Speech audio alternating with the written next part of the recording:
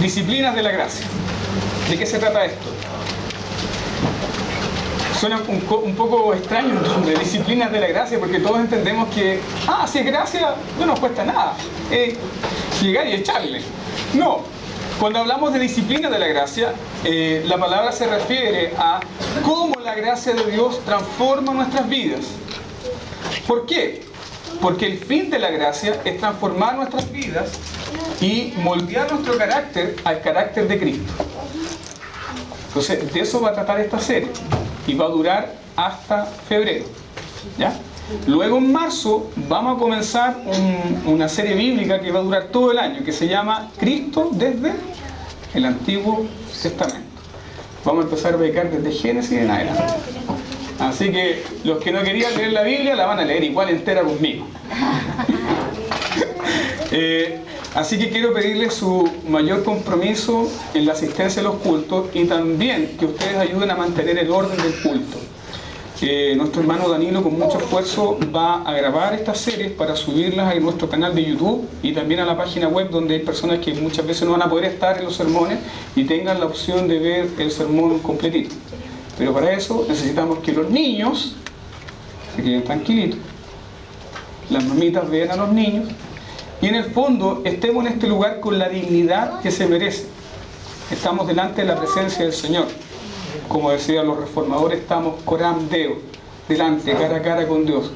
Por lo tanto, delante de Dios no podemos estar comiendo chiclos, rascándonos la cabeza o haciendo cualquier otra cosa. Estamos atentos a lo que sucede acá. Así que quiero pedir su atención, su compromiso, su participación en este culto, donde ustedes también vienen a adorar al Señor. ¿Se entendió entonces el mensaje? Tranquilitos todos, no se muevan, lo están grabando, lo están filmando, van a aparecer en el canal de YouTube, así que tranquilitos. Después vamos a colocar a la sierpa que maquilla a los hermanos para que hagamos todo bien bonito, ¿ya? Bien, partimos entonces con esta serie que se llama Disciplinas de la Gracia, el carácter formado por el Evangelio. El carácter formado por el Evangelio. Y quiero partir haciendo esta pregunta: ¿qué hace el Espíritu Santo en ti? ¿Qué hace el Espíritu Santo en nosotros? ¿Cuál es la misión del Espíritu Santo en nuestras vidas? Nos convence de pecado. Hay algunas personas que dicen que el Espíritu Santo simplemente viene a alegrarnos la vida. ¿Qué piensan de eso? Hay otros que dicen, no, el Espíritu Santo viene a consolarnos. Cuando nosotros tenemos penita, el Espíritu Santo viene a consolarnos. Cuando nosotros nos sentimos mal, el Espíritu Santo viene a darnos fuerza. Es verdad. Cuando nosotros estamos tristes, cuando nos sentimos débiles, el Espíritu Santo sí nos consuela, sí nos fortalece.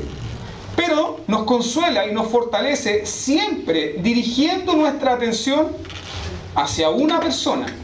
Y esa persona es Jesucristo.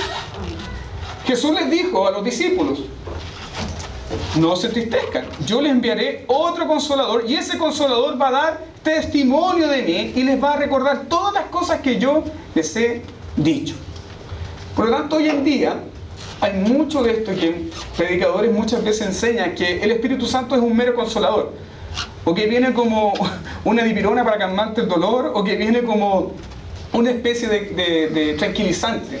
No, el Espíritu Santo es fuego, es vida, vitaliza nuestras vidas, transforma nuestras vidas y además siempre nos está guiando y llevando hacia Cristo. Entonces, si nosotros rebajamos la obra del Espíritu Santo a un concepto meramente terapéutico, nuestra vida cristiana no tiene ningún fin. ¿El Espíritu Santo viene a hacernos felices? ¿Aló? ¿Viene a hacernos felices? Pero la felicidad, ¿dónde está? ¿En quién radica la felicidad? En Jesucristo. Por lo tanto, el Espíritu Santo no nos va a dar felicidad fuera de Cristo.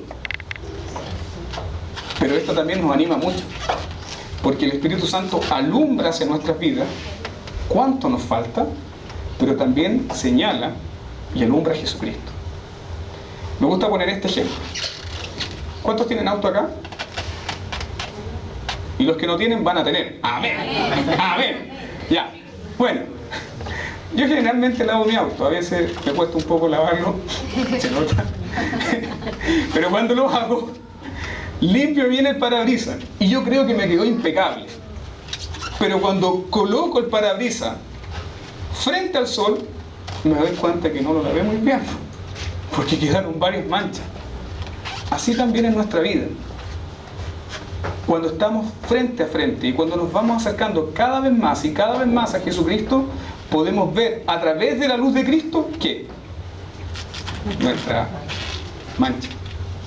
El Salmo 36 dice: en tu luz veremos la luz. Por lo tanto, la persona que dice: no, yo estoy bien como estoy, no necesito esforzarme más, no necesito crecer más, esa persona se encuentra muy, muy lejos de Cristo. En cambio, la persona que está más cerca de Cristo está más consciente de su pecado. Está más consciente de su pecado, está más consciente de su indignidad, pero también está más llena de esperanza, porque puede ver la gloria de Cristo y a través de esa gloria puede ser transformado. Entonces ya estamos todos de acuerdo que el Espíritu Santo no viene solamente a consolarnos nomás y a darnos palmaditas, no, sino que nos va a dirigir a Cristo. Entonces toda esa gente que se anda pegando porrazos por ahí, que levanta las manos y sigue viviendo como el demonio, entonces, ¿qué? El Espíritu Santo no está haciendo ninguna obra. No es el Espíritu Santo. Es cualquier otro espíritu menos el Espíritu Santo. Porque el Espíritu Santo nos va a llevar a Cristo. Y es donde Cristo nos consuela y es donde Cristo también nos transforma. Romanos 8:29 dice: porque a los que antes conoció también los predestinó. ¿Con qué sentido? ¿Con qué fin? Lean por favor lo que está en amarillo. A la imagen de su Hijo. Entonces, ¿qué meta persigue el Espíritu Santo? ¿Conformarnos a qué imagen? A la imagen del pastor. ¿Ah? A la imagen de la iglesia presbiteriana. ¿A qué imagen? A la imagen de Jesucristo. Eso es lo que persigue el Espíritu Santo. Efesios 4:13. Hasta que todos lleguemos a la unidad de la fe y del conocimiento del Hijo de Dios, a un varón perfecto, a la medida, escuchen bien, de la estatura de la plenitud de Cristo. Pastor, ¿y hasta cuándo tengo que crecer? Tienes que crecer hasta cuando llegue a la estatura de Cristo. No te puedes conformar con menos. ¿Y eso cuándo comenzó? ¿Cuándo comenzó este proceso de crecimiento, de conformarnos, de darnos forma? Pucha, que tiene pega el Espíritu Santo con nosotros. De darnos forma, de conformarnos a Jesucristo. ¿Cuándo comenzó esto? ¿Cuándo comenzó? Cuando nacimos de nuevo. En la regeneración. Cuando nacimos de nuevo. ¿Cómo nacimos de nuevo? ¿Cómo nacimos de nuevo? ¿Aló? ¿Cómo nacimos de nuevo? ¿Quién nos hizo nacer de nuevo? El Espíritu Santo viene y nos regenera. El Espíritu Santo nos hace nacer de nuevo, nos pasa de muerte a vida. ¿Cómo sabemos que hemos nacido de nuevo? Porque perseguimos a Cristo, amamos a Cristo, tenemos conciencia de nuestro pecado, podemos entender las Escrituras, podemos amar a Dios. Por eso Juan dice: nosotros le amamos a Él porque Él nos amó a nosotros primero. ¿Ya? Vamos a revisar algunos textos. Decíamos entonces que este proceso de crecimiento, ¿cuándo comenzó? En la regeneración, ¿cierto? Y en la regeneración simplemente Dios nos trasladó de ser esclavos del pecado a ser siervos de Jesucristo. Por lo tanto, este gráfico puede explicarlo de mejor manera. Miren, la vida de los regenerados, de los no regenerados o de los incrédulos es así. Parejita hasta la muerte. Así, planito, planito, planito, planito, planito. Aquí, en la muerte. Pero aquellos que son regenerados son llamados con poder, son regenerados, se convierten y comienzan y entran en un proceso de crecimiento que parece como una montaña. Y así parece que en nuestra vida. Arriba, abajo, arriba, abajo. Pero siempre creciendo. Siempre creciendo. ¿Por qué? Porque la vida de Cristo que está en nosotros no se puede detener, no puede ser frustrada. ¿Qué nos dice Filipenses capítulo 1, verso 6? El que comenzó en vosotros la buena obra, ¿qué va a hacer? La perfeccionará hasta el día de Jesucristo. Por lo tanto, la obra de santificación no puede ser detenida en un creyente. El crecimiento cristiano no se puede detener. En biología, ¿qué sucede con una célula que no está creciendo? ¿Qué pasó? Está muerta. Entonces, ¿qué pasa con un cristiano que no crece? Que se mantiene como enano toda la vida. ¿Qué pasa con ese creyente? Es un creyente carnal. No. No. Entonces así es nuestra vida cristiana. En crecimiento, en arrepentimiento, fe, pero siempre creciendo en la gracia. Eso se llama santificación. ¿Cuándo comenzó? En la regeneración. ¿Cuándo termina el proceso de santificación? ¿Pueden leer arriba? ¿Cuándo? La muerte. Ahí terminó. Morimos y el proceso de crecimiento en santificación terminó. ¿Y qué esperamos? Simplemente la glorificación. ¿Qué significa eso de la glorificación, pastor? La glorificación es cuando somos conformados totalmente a Jesucristo y somos incapaces de pecar. Qué cosa tan maravillosa. No volveremos nunca a pecar y no podemos caer tampoco de ese estado de gracia. Nunca. No podemos dejar de ser a lo que Dios nos llamó que fuésemos en Cristo. Eso es maravilloso. Eso nos aguarda. Eso nos espera. Entonces, este proceso de santificación se puede reflejar de la siguiente manera. Comienza la regeneración y a medida que vamos creciendo en gracia, tenemos más deseos de Cristo y menos deseo por el pecado. Menos deseo por el pecado. Por tanto, una persona que está creciendo en el Señor va a ser más dependiente de Cristo. Pero la persona que no está creciendo en el Señor tiene menos dependencia del Señor. Pregunta para ustedes, ¿en el cielo necesitaremos a Cristo? Sí. Pero si vamos a ser salvos, ¿lo necesitaremos en el cielo? Siempre. Jesús dice en Juan 1:18, a Dios nadie le vio jamás, sino que el Hijo que está en su seno le ha dado a conocerse. Vamos a necesitar toda la eternidad de Cristo, porque Él es nuestra fuente, Él es nuestra vida, de Él brota y emana la vida, y nosotros estamos injertados y unidos a Él, por lo tanto nunca dejaremos de necesitar de Jesucristo.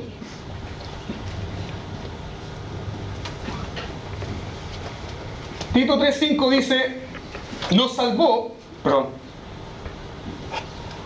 no por obras de justicia que nosotros hubiésemos hecho, sino por su misericordia, por el lavamiento de la regeneración y por la renovación en el Espíritu Santo, el cual derramó en nosotros abundantemente por Jesucristo nuestro Salvador, para que justificados por su gracia viniésemos a ser herederos conforme a la esperanza de la vida eterna. Palabra y fiel es esta. Y en estas cosas, escuchen bien esto, y en estas cosas quiero que insistas con... Por favor. ¿Cómo? ¿Cómo dice Pablo? ¿Le dice a Tito? Que insista con firmeza. ¿Con qué fin? Para que los que creen en Dios procuren ocuparse en buenas obras. La salvación, si bien es cierto, es por gracia, no por obras, pero sí fuimos salvados para hacer buenas obras. Sí fuimos salvados para vivir una vida piadosa, una vida que agrada a Dios. Pero ¿de dónde proviene esto? La misma gracia que te salvó, escuche bien, es la misma gracia que te santifica. La misma gracia que te justificó es la misma gracia que te permite crecer. Por lo tanto, toda nuestra vida debe ser basada en dependencia de la gracia de Dios. ¿Se han dado cuenta que muchas personas dicen, tú eres calvinista? Tú eres los que dices salvo siempre salvo, entonces ¿qué sentido tiene vivir? Si todo ya está hecho. ¿Le han dicho eso alguna vez? Sí. No, las doctrinas de la gracia, no, yo no voy a predicar la doctrina de la gracia, porque predicar la doctrina de la gracia vuelve a la gente floja. No, señor. Esa es una gracia barata. Es una gracia barata. Una gracia barata que predica una salvación sin arrepentimiento. Una gracia barata que predica un cielo sin infierno. La gracia de la cual nos habla la Escritura es una gracia que transforma nuestras vidas. La gracia no es un parche para nuestros pecados. La gracia transforma nuestras vidas, transforma nuestros corazones y nos sigue transformando hasta cumplir el propósito de ser conformes a la imagen de Jesucristo.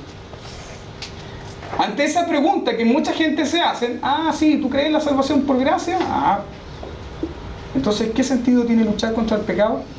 ¿Le han dicho algunas veces eso? Entonces, ¿qué sentido tiene obedecer a Dios?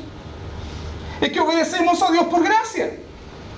Porque hemos comprendido tanto que Dios nos ha amado tanto que en el fondo vivimos en gratitud por Dios. Efesios capítulo 2, verso 8 dice: no somos salvos por obras, sino por la gracia. Pero esa gracia no viene sola. Siempre viene acompañada ¿de qué? De buenas obras. De buenas obras. Entonces debemos entender algo. Que donde hay verdadera fe, hay nuevo nacimiento. ¿Qué es primero? ¿Fe o el nuevo nacimiento? Nuevo nacimiento. Escucha que son capos. De verdad que me da gusto predicar. El nuevo nacimiento, ¿cierto? Porque Dios nos hizo nacer de nuevo, es que entonces tenemos fe. Pero entonces, donde hay un nuevo nacimiento, hay verdadera fe. Escuchen bien esto. Donde hay verdadera fe, hay justificación. Y donde hay justificación, va a haber verdadera y una real santificación. Entonces, no podemos creer que alguien me diga: sí, yo soy salvo, pero no deseo a Cristo. ¿Nació de nuevo? No. El Catecismo de Heidelberg, la pregunta 64 dice: pero esta doctrina, justificación por la fe, ¿no hace a los hombres negligentes y impíos? ¿Le han hecho alguna vez esa pregunta? Yo no predico la justificación por la fe, me dijo una vez un pastor, porque eso pone floja a la gente.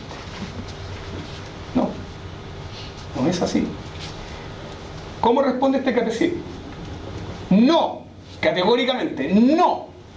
Porque es imposible que no produzcan frutos de gratitud quienes por la fe verdadera han sido injertados ¿en quién? En Cristo. ¿Qué nos dijo Jesús? El buen árbol no puede dar, ¿qué cosa? Malos frutos. Porque ese árbol está unido y está corriendo la savia. Por eso va a dar buenos frutos. Así también el mal árbol no puede dar frutos buenos. ¿Y qué nos dijo Jesús? El árbol es conocido por sus frutos. Frutos. Hace tiempo atrás planté un naranjo en mi casa. Hice el esfuerzo de plantar.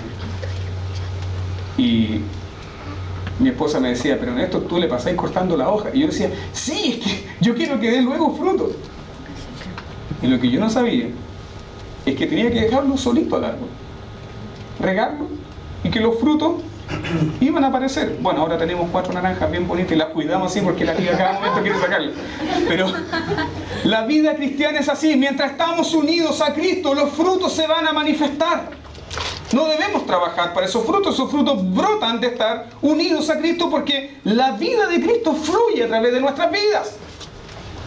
En la regeneración, ¿qué vida se implantó? En la regeneración se implantó la vida de Cristo en tu vida. No es cualquier cosa. Eso nos enseña Tito capítulo 3. Y eso está diciendo el mismo catecismo de Heidelberg. En Cristo, de aquí vamos a entrar al sermón, porque esa es la introducción solamente. Y en Cristo mi mal genio y mis malas palabras son perdonados y cubiertos por su justicia. No puedo ser condenado por esto. ¿Están de acuerdo con esa afirmación? Tu mal genio, tu mal carácter, tus malas palabras, tu mala actitud frente a la vida, tu amargura, tu orgullo, ¿es perdonado? ¿Cristo murió por eso? ¿Sí? ¿Es perdonado? Sí, estamos de acuerdo con eso. ¿Puede ser condenado por eso? No. Por lo tanto, nos seguimos portando mal. ¿Eso? No. Nos seguimos portando mal. ¿Ah? ¿Cómo entonces cambiamos? ¿Cómo somos transformados? Buena pregunta. ¿Cómo dejamos de ser enojones? ¿Cómo dejamos de ser chismosos? ¿Cómo dejamos de ser tramposos? ¿Cómo? ¿Cómo lo hacemos? Nos cosemos la boca. Aplicamos ley a nuestra vida. ¿Cómo cambiamos? De eso se trata esta serie. De cómo el Evangelio nos puede transformar si aplicamos correctamente el Evangelio a cada parte de nuestro corazón, hasta lo más profundo de nuestro corazón. Es ahí donde nos invita el Espíritu Santo a transformar. Es una transformación que viene por entender y comprender mejor el Evangelio. Entonces, sabemos que por nuestras palabras no vamos a ser condenados. Cristo murió por ellas, de hecho. Cristo murió por todo pecado. Pasado, presente y futuro. ¿Hay algún pecado por el cual Cristo no haya pagado por ti? Todo está pagado. ¿Y por qué seguimos pecando? ¿Porque nos gusta pecar? ¿Porque tenemos deseos desordenados? ¿Porque hay concupiscencia en nuestros corazones? Por lo tanto, el Espíritu Santo viene para transformar nuestras vidas y nuestros corazones, para renunciar a esos deseos desordenados. Yo no concibo una persona que me diga, no, yo nací de nuevo, pero llevo 20 años luchando contra el adulterio. ¿Perdón? No, yo nací de nuevo, pero llevo 20 años luchando contra el robo y la mentira compulsiva. ¿Qué? Es la vida de Cristo que se está manifestando en nosotros. Por lo tanto, la vida de Cristo puede ser frustrada, puede ser trabado ese crecimiento. No, avanza, crece. Proverbios 4:13 dice que es como la luz ¿de qué? De la aurora. ¿Qué es la aurora? Señora, ¿qué es la aurora? ¿Qué es la aurora, hermano? Póngase serio. ¿Qué es la aurora? El amanecer. El amanecer. Cuando está saliendo el sol se ve muy oscuro, pero cuando el sol está en su esplendor podemos ver todo. Así es la vida cristiana. Vamos creciendo poco a poco, pero no dejamos de crecer. Y en algunos cristianos el crecimiento sí puede detenerse por el pecado. Ejemplo, David. ¿Cuánto tiempo estuvo en tinieblas? Cuando Betsabé estaba encinta. Y el mentiroso hipócrita de Saúl estaba en la casa de Dios. Te amamos, Señor, te alabamos, Señor. Él mismo llega a decir en el Salmo 32 que mientras cayó su pecado, se envejecieron sus huesos. Su verdor, es decir, su gozo se transformó en sequedad. Durante 9 meses, él no creció. Se detuvo ese crecimiento. Pero no se quedó así para siempre, ¿lo entienden? Porque Dios envía a un profeta a confrontarlo, y como el Espíritu Santo estaba en David, es transformado y vuelto nuevamente al arrepentimiento. Y por eso encontramos ese mismo David que ha sido transformado en el Salmo 51 diciendo: perdona la maldad de mi pecado, vuélveme el gozo de tu salvación. Entonces los verdaderos creyentes no pueden dejar de crecer en gracia. ¿Se pierde la salvación? No. ¿Se puede dejar de crecer? Sí. Por un poco de tiempo, puede ser, por un poco de tiempo, pero eso no significa que ese creyente se va a quedar así toda la vida. Eso no es así. Otro caso, otro ejemplo, Sansón. ¿Cómo anduvo Sansón? Regulé, usando el poder, usando los dones que Dios le había dado para vivir conforme a su propia gloria. Hubo un tiempo que parece que anduvo muy perdido y nos da la impresión de que él se pierde, pero no. Encontramos el nombre de Sansón en Hebreos capítulo 11, dentro de los héroes de la fe. Otro ejemplo, Salomón. Muchos han llegado a decir que Salomón se perdió, pero encontramos a Salomón también en la lista de los héroes de la fe. Entonces, el crecimiento cristiano es imperativo. Pero ¿cómo cambio mi carácter? ¿Cómo mi carácter es cambiado? ¿Cómo dejo de ser tan enojón y cómo dejo de ser chismoso? Eso es lo que nos interesa. ¿Cómo dejamos de ser tan buenos? ¿Qué nos gusta la tontera? ¿Por qué nos gusta tanto? ¿Saben por qué? Porque nosotros tenemos un deseo tan grande de autojusticia que estamos dispuestos a escuchar cualquier cosa de otras personas para decir en nuestro propio corazón: pero yo no soy como él. ¿Por qué creen que les va tan bien a la farándula? Porque la gente se deleita en ver el pecado de otras personas para sentirse mejores que ellos y decir: mira la Valerro.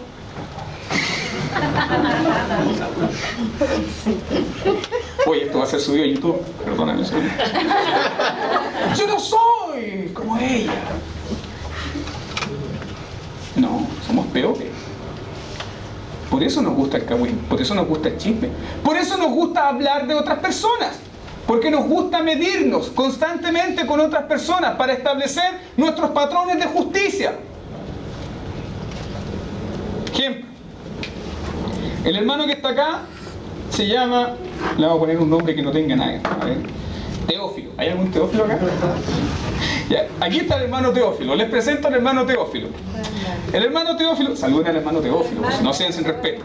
El hermano Teófilo es un buen hermano, es un buen hermano de la IRM. Él diezma,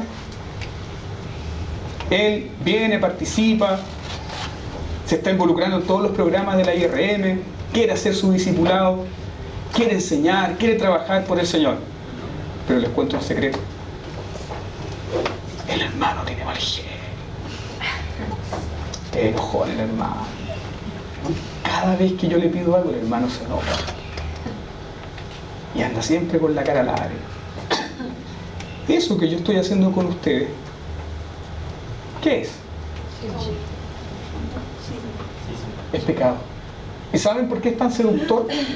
Porque nos da a nosotros una imagen de satisfacción y inmediatamente nos hace a nosotros sentirnos mejores que él.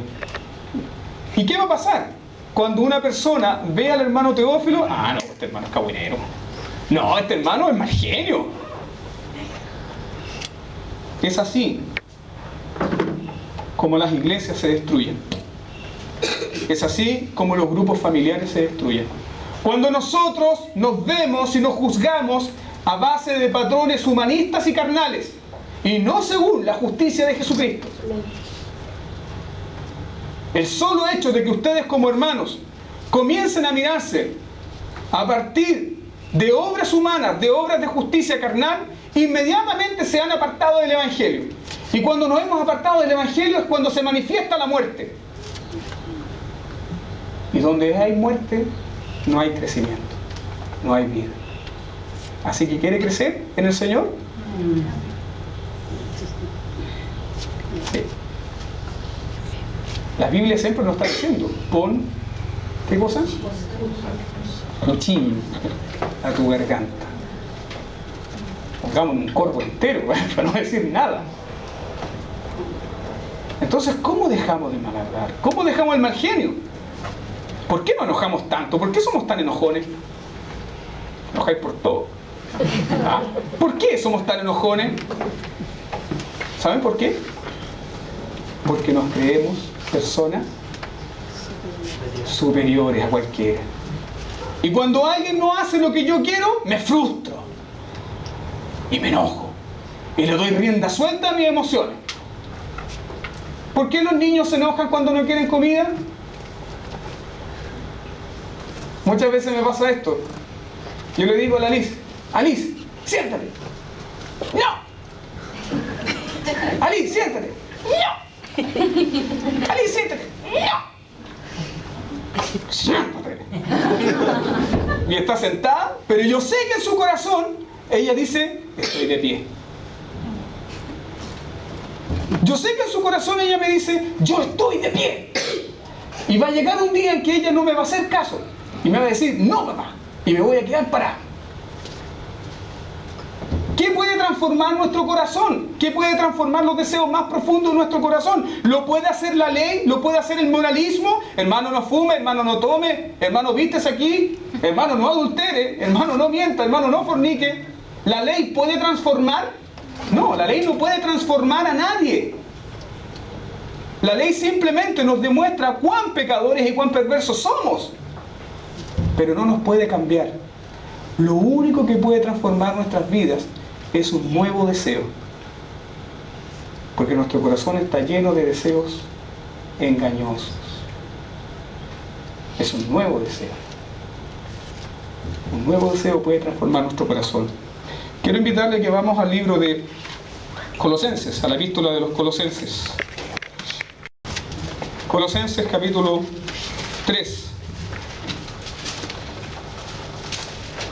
¿Es temprano, cierto, hermana Gladys? Colosenses capítulo 3. Si se les perdió, está después de Filipenses. Y antes de Filipenses está Efesios. Y antes de Efesios está Gálatas. Y antes de Gálatas está Segunda de Corintios. Ya. Colosenses capítulo 3 dice: Si pues habéis resucitado con Cristo, ¿qué dice Pablo? Busquen las cosas de arriba, donde está Cristo sentado a la diestra de Dios. Poned la mira en las cosas de arriba, no en las de la tierra. Porque, escuchen bien esto, habéis muerto. Y vuestra vida está escondida con Cristo en Dios. Cuando Cristo, vuestra vida, se manifieste, entonces vosotros también seréis manifestados con Él en gloria. Haced morir, pues, lo terrenal en vosotros: fornicación, impureza, pasiones desordenadas, malos deseos y avaricia, que es idolatría. Oremos. Amado Padre, te damos gracias por tu palabra. Agradecemos, Señor, la obra gloriosa que hace el Espíritu Santo en nosotros, de llevarnos continuamente a la cruz, de mostrarnos la gloria de tu Hijo Jesucristo para ser transformados. Gracias, Señor, porque no has dejado a tu pueblo ni nos dejarás hasta cuando el último de tus escogidos, Señor, sea glorificado. Bendito sea tu nombre, Señor, en nuestras vidas. Bendice esta tu palabra y hazla rica. Inclina nuestros corazones hacia ella. En el nombre de Jesús. Amén. ¿Qué consejo le está dando Pablo a esta iglesia en Colosas? ¿Qué les dice? Analicemos el verso 1. Dice: si pues han resucitado con Cristo, busquen las cosas de arriba. ¿Qué problemas tenía esta iglesia? Vayan al verso 5. Impureza, pasiones desordenadas, malos deseos, eran avarientos. Y si van por favor al verso 8, dice: pero ahora dejad también vosotros todas estas cosas: ira, enojo, malicia, blasfemia, palabras deshonestas de vuestra boca. Eran buenos para la mentira también. Eso no pasa en esta iglesia, ¿cierto? No, pastor, eso no pasa en esta iglesia. En esta iglesia no pasa eso, pastor. Qué potente es la Biblia. Qué fuerte es la palabra del Señor. Pero miren el consejo que está dando Pablo. Pablo no es un coaching motivacional. Pablo no le dice a esta iglesia: tú tienes que buscar el campeón que hay en ti, tú tienes que sentirte mejor, tú tienes que dar al Señor ahora la oportunidad para que el Señor te cubra, tú tienes que perdonar a Dios. No, Pablo no dice eso. Pablo no apela a las emociones. Tampoco Pablo da un consejo legalista barato. ¿Se dan cuenta que Pablo no llega y dice: dejen de fornicar, dejen de adulterar, dejen de mentir, hermano, no mientan? No, Pablo no está diciendo eso. ¿Dónde centra la atención Pablo? ¿Qué le está diciendo a estos hermanos? ¿Qué le está recomendando? Verso 1, Colosenses 3:1 dice: si pues han resucitado con Cristo, es decir, si han sido transformados, si han nacido de nuevo, eso le está diciendo Pablo. Busquen, ¿qué cosa? Las cosas de arriba. ¿Y por qué arriba? ¿Por qué arriba? ¿Qué dice el Salmo 121? Alzaré mis ojos hacia los montes. ¿De dónde vendrá mi socorro? Mi socorro viene de Jehová, que hizo los cielos y la tierra. ¿Ya? ¿De dónde venía el socorro de David? De las montañas venía, pues, ¿no? No. ¿De dónde venía el socorro? De arriba. Del que hizo las montañas. ¿Por qué David miraba los montes? La Biblia en el Antiguo Testamento siempre nos está recordando los lugares altos. ¿Qué se hacía en los lugares altos? Se hacían ofrendas a los ídolos. Entonces cuando David miraba las montañas, se sentía tentado, se sentía frustrado, se sentía como muchas veces tú te sientes cuando llegas a fin de mes. Se sentía cuando muchas veces tú te sientes apenado y amargado. David miraba las montañas y ¿qué veía? Veía a los paganos ofreciendo sacrificios. Veía a los paganos ofreciendo a sus hijos a fuego extraño. ¿Y qué decía David a su propio corazón? Mi socorro no viene de ahí. Mi socorro no está en la criatura.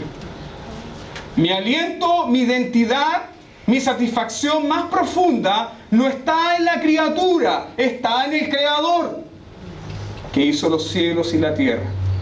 Es ahí donde yo elevo mi mirada, es ahí donde yo pongo mi fe. Es exactamente el consejo que le está dando Pablo a esta iglesia que estaba desordenada. Busquen, ¿qué cosa? Las cosas de arriba. Busquen las cosas de arriba donde está Cristo sentado a la diestra de Dios. Y inmediatamente les hace poner sus ojos y su mirada en Jesucristo. Y ahora, ¿cómo Pablo está expresando? ¿Cuál es la actitud de Cristo? Cristo está sentado. ¿Por qué está sentado Cristo? ¿Porque no tiene nada que hacer? ¿Ustedes creen que ha estado sentado 2000 años ahí? ¿Sentado? ¿Ah? ¿Por qué está sentado? Porque el sentarse es la expresión de que su obra ha sido consumada. Es una expresión de satisfacción, es una expresión de descanso.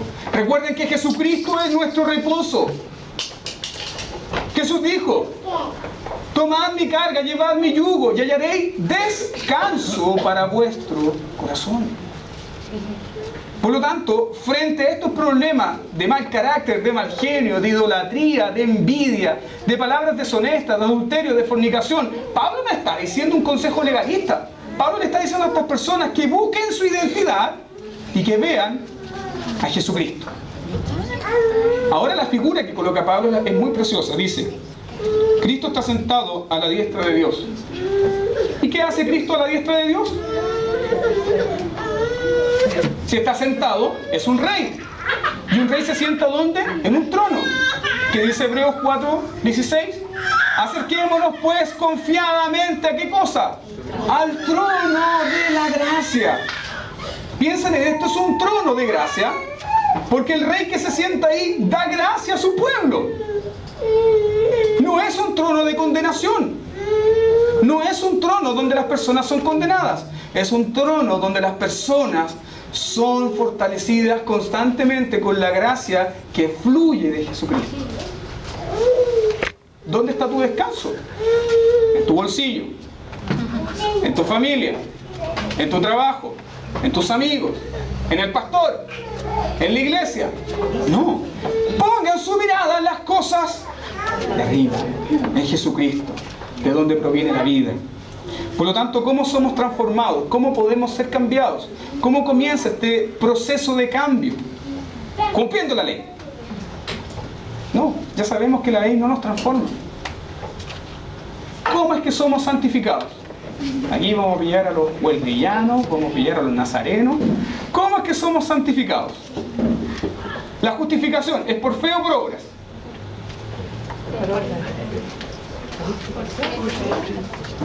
La justificación, ¿es por fe o por obras?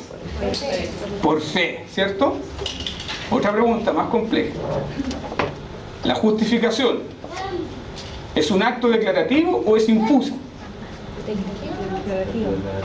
¿Es un acto declarativo o es infusa? ¿Dios te declara justo o te hizo justo? ¿Ah? Sí, no, tal vez, no sé, pastor, a lo mejor quizás. Es declarativa, desde el trono de Dios. Dios nos declaró justos. ¿Cuándo? Cuando Cristo murió por nuestros pecados y pagó por nosotros. Fuimos declarados justos. Pero la Iglesia Católica Romana, que supuestamente se está acercando al Evangelio, pero no es tal cosa, la Iglesia Católica Romana presenta una justificación infusa. ¿Por qué? Porque ellos dicen que a medida que más te acercas al Señor, más justo te hace. Por tus propias obras, por tu propio mérito, por eso te da derecho a ti de llegar al cielo. De ahí viene el dicho, este hombre, esta mujer, merece el cielo. No, merecemos el infierno. No merecemos eso.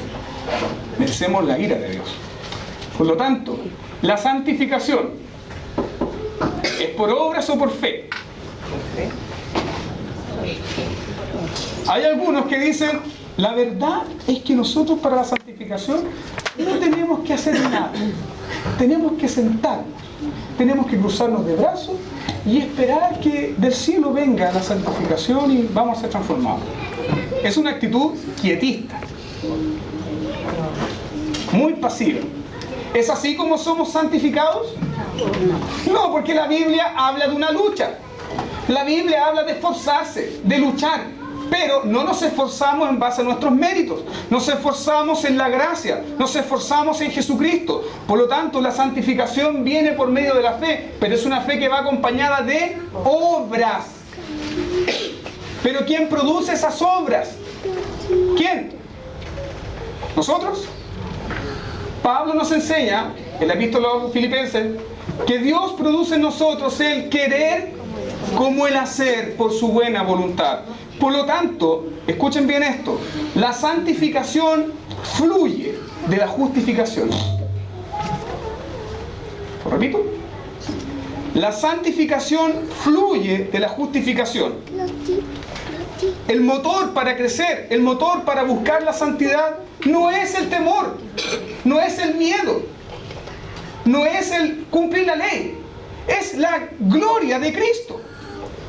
Es la gratitud de saber que hemos sido justificados. Por eso Pablo le está diciendo, pongan su mirada en las cosas de arriba, en la obra consumada de Cristo, donde está vuestra identidad. Eso nos lleva al primer punto del sermón. Colosenses 3, 1 y 2 dice, para nuestro crecimiento debemos reorientarnos constantemente, ¿a qué cosa? A nuestra justificación. Muchas veces las personas quieren crecer en la vida cristiana, pero están mirando ¿qué cosa? No miran su justicia, que es la justicia de Cristo. Miran sus propias obras. Y por eso se desaniman. ¿Cuántos dijeron, este año prometo ser mejor cristiano? Este año voy a ser un mejor cristiano. Y llegó el domingo, ¿cómo está muy bien? ¿20? Este año prometo, Señor, el primer día de enero empezar a leer la Biblia completa. Estamos a 20 de enero y todavía no empieza. Son normas que vienen del legalismo moralista, no proceden de la gracia. La gracia tiene el poder para transformar tu corazón. La gracia tiene el poder renovador para mostrarte la obra y la gloria de Cristo y tú poder ser cambiado. Por eso constantemente, si nosotros queremos luchar y vencer al pecado, debemos ver y considerar siempre la obra de Jesucristo. Ese es el consejo de Pablo. Busquen las cosas de arriba. ¿Qué es el buscar? ¿Cómo usted busca algo que se le pierde en su casa? ¿Se sienta en el sillón y espera? ¿Cómo? Si a mi esposa se le pierde algo, da vuelta a todo el sillón. Buscamos, trabajamos. Entonces el consejo que le está dando Pablo a esta iglesia es busquen, pero el acento y el énfasis no está en el buscar, sino en el objeto que se está buscando. ¿Y a quién está señalando Pablo? A Cristo. Vayan a Cristo, su fuente, de donde proviene la fuerza, el motor, la gracia bendita para ser transformados. ¿Cuántos de ustedes están luchando con algún pecado? Y siguen luchando. Y muchas veces vienen a adorar al Señor acá con la conciencia sucia. ¿Saben por qué no han podido vencer ese pecado? Porque quieren vencerlo a base de fuerza moral y no considerando la justicia de Cristo. Por eso. Por eso.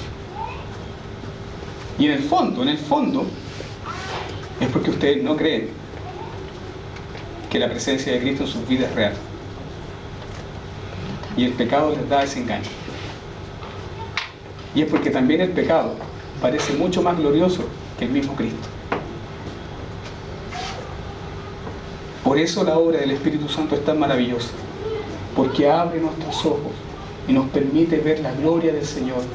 Y es cuando vemos esa gloria que nosotros somos transformados. Es cuando nuestro corazón es encendido a una voluntad más firme. ¿A cuánto les pasó de ustedes que sus madres o sus padres les decían, no haga esto, no haga tal cosa? Y mientras los padres estaban ahí, ustedes no lo hacían. Pero los papás se iban y...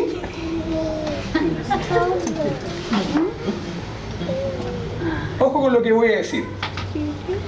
Hay muchos de nosotros, y espero que me entiendan bien, que nadie se sienta ofendido. Hay muchos de nosotros que nos hemos caído en adulterio. ¿Por qué? Porque somos súper santos, pues pastor. Somos tremendamente santos. ¿No? Porque tenemos miedo. Tenemos miedo de que nos pillen y que nos saquen la mugre. Tenemos miedo a que nuestra imagen se destruya. Pero no es porque deseamos a Dios. No es porque deseamos a Dios. No es porque deseamos glorificar a Dios. ¿Cómo lo sabemos? Porque luchamos con ese deseo desordenado. ¿Cómo podemos ahogar ese deseo desordenado? Eso es lo que está diciendo Pablo. Miren a Cristo, que Cristo es más glorioso que el pecado. Es así como tú puedes luchar con los deseos desordenados. La jovencita que se siente tentada a entregar su cuerpo, a entregar su vida a un hombre. Muchas no lo quieren hacer, ¿por qué? ¿Porque aman a Dios? Porque si lo hago, este desgraciado me va a fregar la vida. Porque si lo hago, mis padres me van a quitar su apoyo. Porque si lo hago, ¿qué va a hacer de mi imagen? Pero no es porque desean a Dios. Así, Dios transforma nuestros corazones por el poder del Espíritu Santo. Cambia nuestros deseos. De manera que no los deleitamos en el pecado, sino cada vez más en Cristo. El cuadro que le explicaba. Crecer en santidad es más deleite en Cristo, menos deleite en el pecado. Y es así como lo vamos aplicando a cada aspecto de nuestras vidas. Pero es tremendamente, perdón lo que voy a decir, tremendamente estúpido creer vencer la carne mediante obras carnales, mediante fuerza carnal. Eso es lo que Pablo le está diciendo. No piensen de ustedes mismos en términos carnales, en términos de su propia fuerza o naturaleza carnal. ¿Se pueden vencer los deseos carnales del corazón de un hombre con medidas externas? De hecho, en esta misma epístola, Pablo relata que muchos de estos colosenses estaban tratando con el pecado de sus vidas. Por mucho tiempo en la iglesia primitiva, los hombres cuando querían huir de la fornicación, adivinen qué hacían. Yo no sé a quién se le ocurrió la brillante idea. Cuando habían hombres que no podían luchar contra la fornicación, se castraban. ¿Es que acaso el pecado está en el órgano sexual?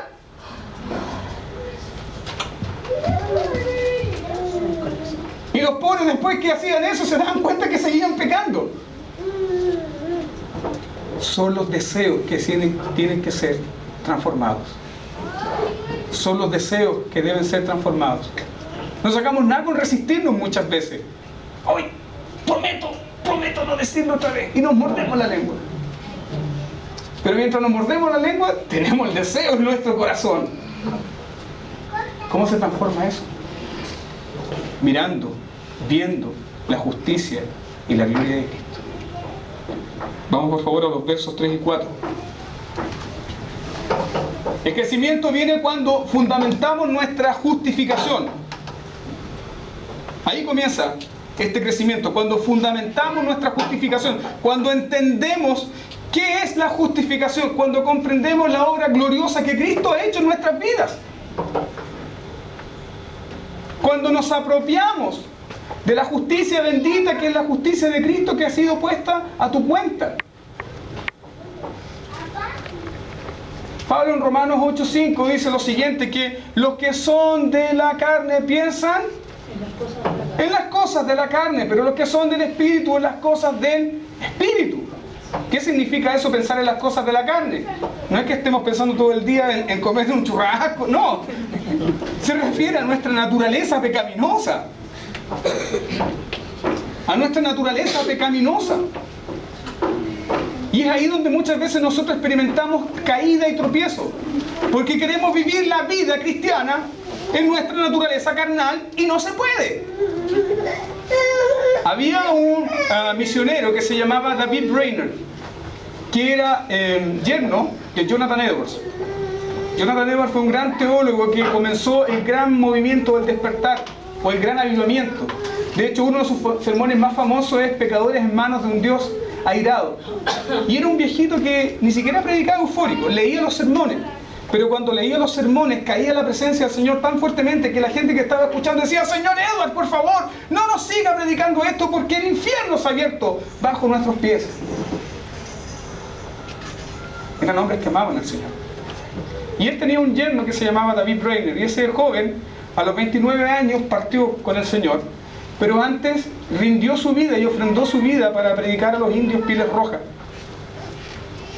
Y él cuenta en su diario que había un indio que se llamaba el indio Joe. Él le puso nombre, que tiene otro nombre, no sé, Luna Mojada, una cosa así. Pero él le puso Joe, el indio Joe. Y un día Joe estaba conversando con este joven predicador Brainerd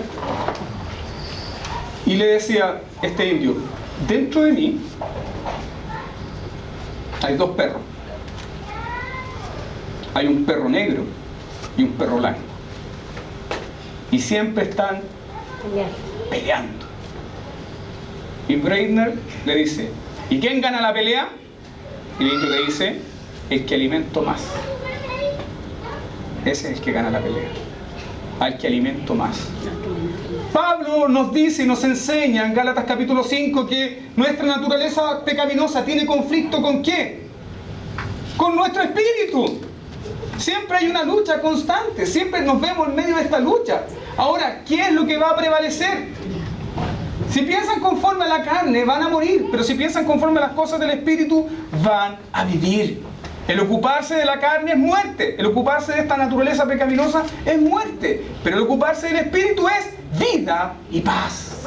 Ahora debemos comprender lo siguiente, que el pecado no es nuestro Señor. No somos esclavos del pecado. Cristo nos libertó de la esclavitud del pecado. Somos esclavos y siervos de Cristo. Por lo tanto, ¿eso qué significa? Que cuando nosotros caímos en pecado y viene la amargura y viene ese desazón, debemos comprender que no estamos bajo el dominio del pecado. Muchas personas ceden a las mentiras de Satanás y dicen: ¿para qué seguir? No estamos bajo el dominio del pecado. Por lo tanto, la vida que ha sido puesta en nosotros va a fluir. Esa vida que ha sido puesta en nosotros mediante la regeneración va a seguir creciendo, va a fluir, va a seguir adelante. Y no cederemos al engaño del pecado.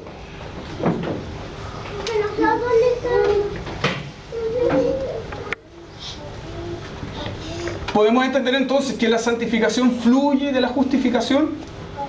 Ahí podemos encontrar la fuerza y el motor para encender nuestros corazones y crecer en santidad y crecer en el conocimiento del Señor y en la gracia.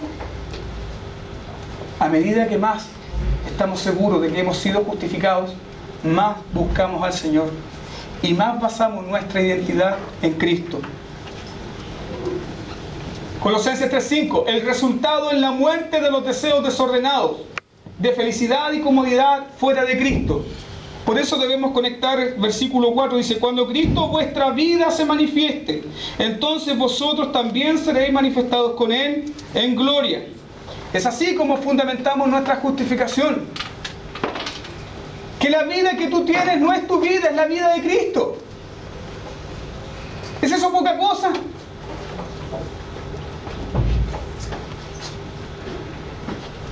cómo surge el problema? ¿Por qué tenemos cristianos desanimados? ¿Por qué tenemos cristianos frustrados? ¿Por qué tenemos cristianos que están amurrados y no quieren hacer nada?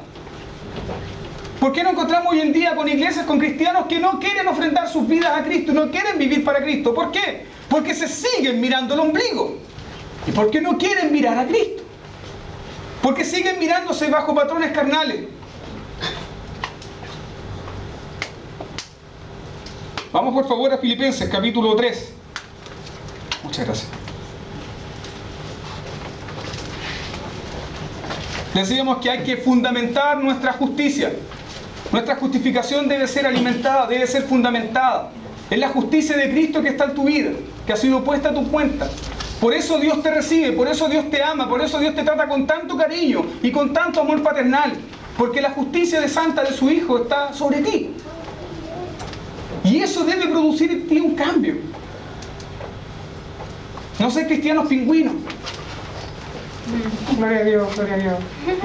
A ver. ¡No! Busquen por favor Filipenses capítulo 3. Escuchen esto. Verso 8. Ciertamente aún estimo todas las cosas como pérdida por la excelencia del conocimiento de Cristo Jesús, mi Señor, por amor del cual lo he perdido todo y lo tengo por basura para ganar a Cristo. Perdón, pastores, ¿que acaso Pablo está luchando para ganar su salvación? No, no dice eso. Él dice que quiere a Cristo. Él quiere a Cristo, anhela a Cristo, desea a Cristo. La vida de un cristiano nacido de nuevo es eso, es un deseo ferviente por Cristo.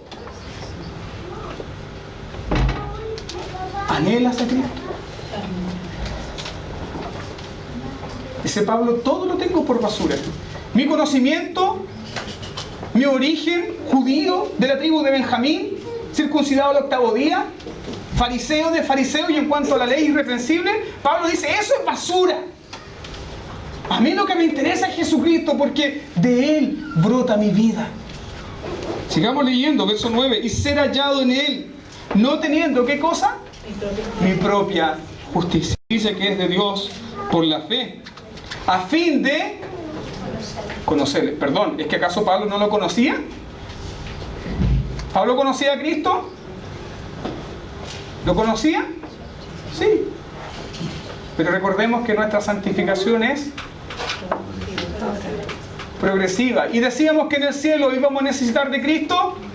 Sí, porque estaremos toda la eternidad viendo la belleza del Hijo de Dios que representa la gloria del Dios invisible.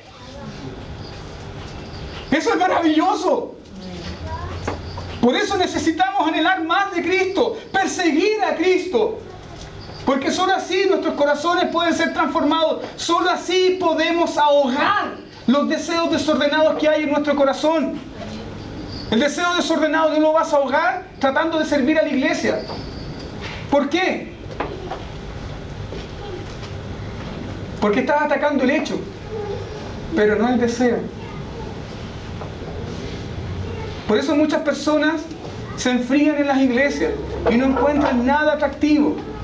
Porque entienden que servir es hacer cosas para ser aceptados. Y el motor de su servicio es simplemente saciar su necesidad propia. Pero no sirven por amor. Porque el amor no ha sido despertado por ver la gloria de Cristo. Qué profundo esto y qué importante, hermanos. ¿Por qué te sientes aburrido? ¿Por qué te sientes frustrado muchas veces? El sermón pasado decía Juan 5:44, ustedes no pueden ver mi gloria porque aman ¿qué cosa? La gloria de los hombres. Y muchas veces a nosotros se nos pierde Cristo.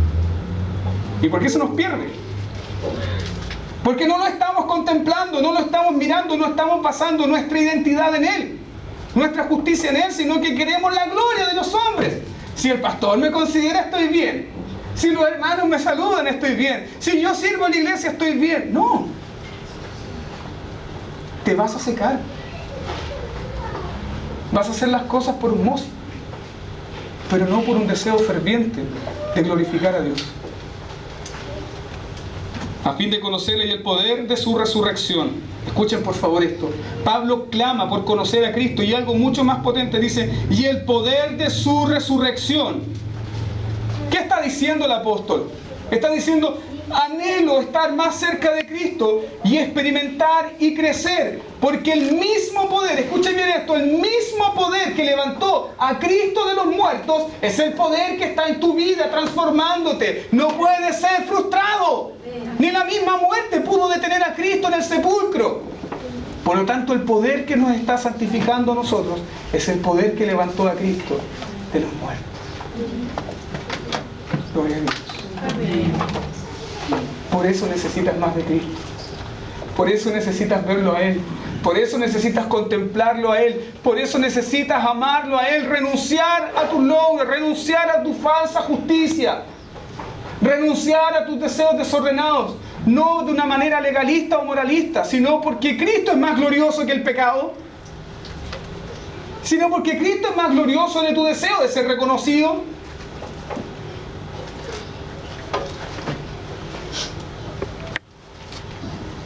Solo el conocimiento profundo de nuestra justificación nos va ¿a qué?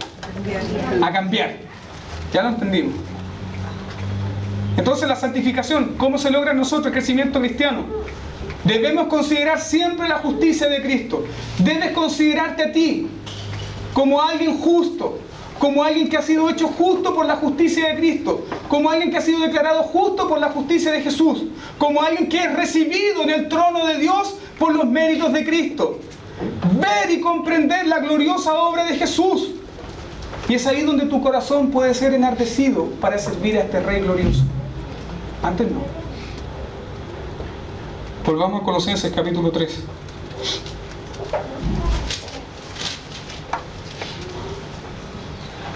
Cuando Cristo vuestra vida se manifieste, entonces vosotros también seréis manifestados con Él en gloria. El verso 3 está diciendo, porque han muerto y vuestra vida está escondida con Cristo en Dios. Tener una casa linda, tener una profesión, tener amigos, tener iglesia, es lindo, es maravilloso, pero no es nuestra vida. ¿Qué es tu vida? ¿Qué es tu vida? ¿Qué es tu vida? ¿Qué es tu vida? Recuerda que lo que adoras es lo que temes. A lo que tú le das adoración es a lo que temes. Y finalmente a lo que adoras es a lo que serás convertido.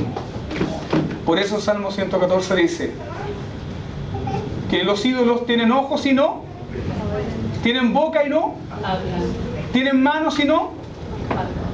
Y dice, semejantes son todos los que los adoran. Entonces te conviertes finalmente en lo que adoras. Y temes a lo que adoras. Si le temes a los hombres es porque adoras a los hombres. Generalmente los pecados surgen de dos fuentes: del orgullo o del temor. Por eso pecamos. Pecamos porque no queremos fallar a la persona. Pecamos porque no queremos quedar mal. ¿Cuántos de ustedes están endeudados? Contando conmigo. Si yo también soy pecador, igual que usted. ¿O creen que yo soy un ángel? No, pues. Miserable pecador. Yo creo que el primero de los pecadores, como decía Pablo. ¿Cuántos de nosotros estamos endeudados? ¿Y por qué? Es que si no tengo esto, no voy a tener estado. Es que lo necesito. ¿Lo necesitábamos realmente?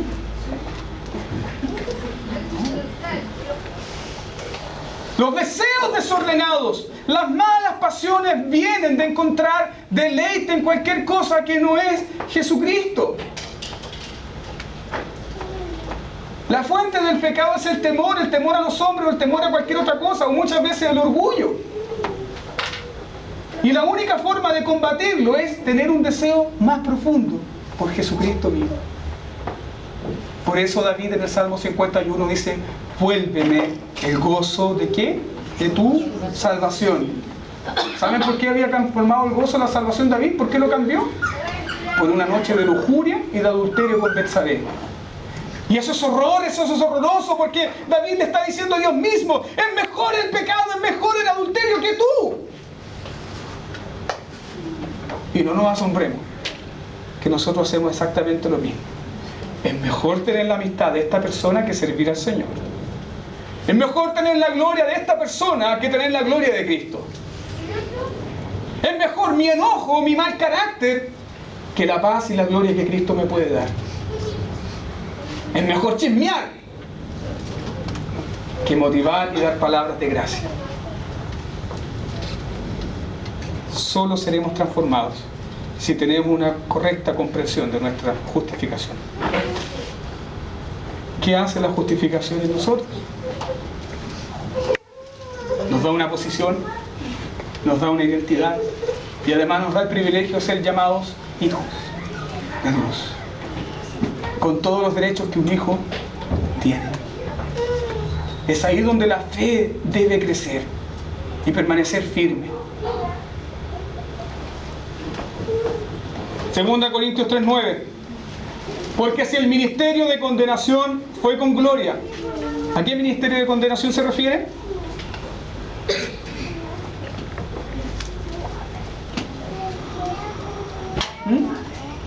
¿Cuál ministerio de condenación fue con gloria? La gloria de Jehová cayó en el Sinaí. ¿No? ¿Cuál ministerio de condenación fue con gloria? ¿Qué hacía la ley? ¿La ley te salva? No. La ley te condena. Por lo tanto, era un ministerio ¿de qué? De condenación. ¿Cuántos leyeron El viaje o el avance del peregrino? ¿Lo han leído? De John Bunyan. ¿Qué sucedía cuando Peregrino estaba subiendo el monte de la ley? Empezó a subir el monte y cuando estaba subiendo el monte empezaron a caer rayos sobre él. Y el pobre casi lo matan. La ley no te puede salvar. La ley te condena, la ley te acusa. La ley te acusa de cuán pecador tú eres. Y Pablo está diciendo que ese ministerio de ley era con gloria. Pero está haciendo este paralelo. Mucho más abundará en gloria el ministerio de ¿qué cosa? De la justificación. Mucho abundará más en gloria el ministerio de la justificación. ¿Y en qué ministerio hemos sido puestos nosotros? ¡Justificación! La gloria de Jesucristo, ¿saben cuál fue?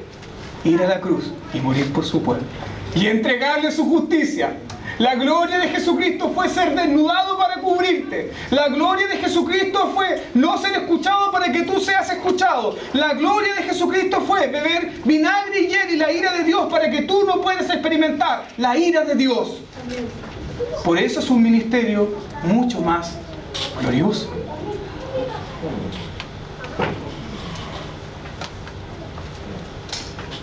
Sigue avanzando su discurso Pablo, 2 Corintios 3:17 dice: porque el Señor es el Espíritu, y ¿dónde está el Espíritu del Señor? ¿Qué hay? Libertad. ¿Libertad para qué? Para vivir la vida loca. ¿Ah? Libre. ¿Para eso? Hay libertad, ¿saben para qué? Hay libertad para servir a Dios. Hay libertad del pecado. Hay libertad de tu propio corazón. Hay libertad para entrar confiadamente ante la presencia de Dios. Hay libertad para conversar con Dios como lo hacía Moisés. ¿Cómo lo hacía? Cara.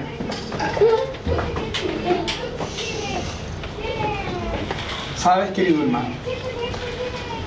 A lo largo de esta serie quiero que entiendas una sola cosa: que el cambio, la transformación de tu vida se va a producir a medida que tú más comprendas cuán amado eres,